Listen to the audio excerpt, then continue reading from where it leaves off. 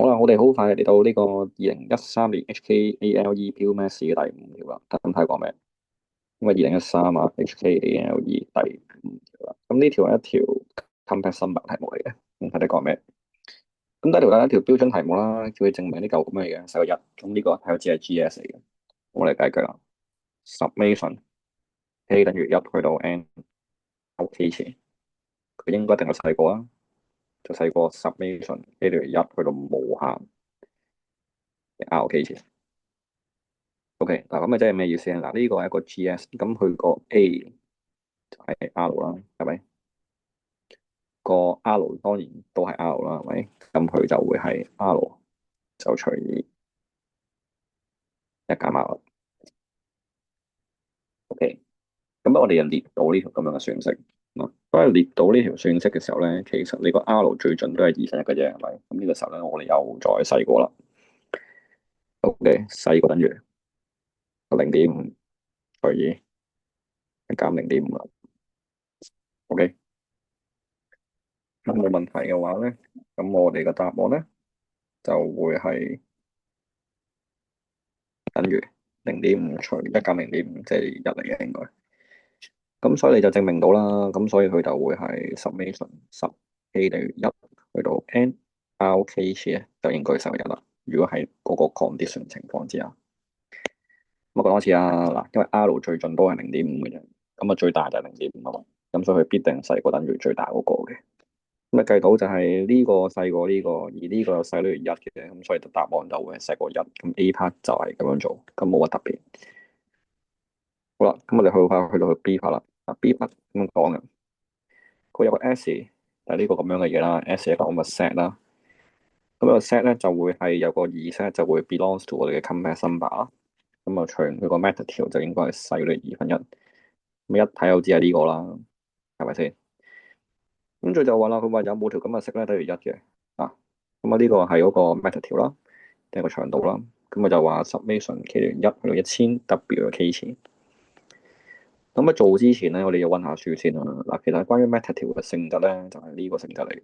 W 一加 W 二嘅長度係啦。咁其實咧應該就會細過 W 一嘅長度，再加 W 二嘅長度嘅。咁呢個就係我哋嗰個關於長度嘅性質係啦。咁啊呢個唔難嘅，呢個係關於嘅長度係啊，你可以用 vector 嘅原理咧去推導出嚟嘅。咁啊，關於呢個咩事咧？咁啊，梗係關事啦。咁佢其實就係 summation k 等於一去到1000。W 個 k 次嘅，係咪？你攤翻開佢咪即係 W 再加 W 一加 W 二加點點點再加 W 嘅1000次咯。咁你啱啱介紹過啦，咁佢一定係會細過或等於就係 W 嘅長度加 W 一次嘅長度。咦？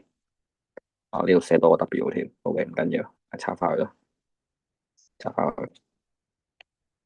嗱，佢一定就會細過我哋嘅 W 嘅長度啦，再加 W 二次嘅長度啦，再加點點點。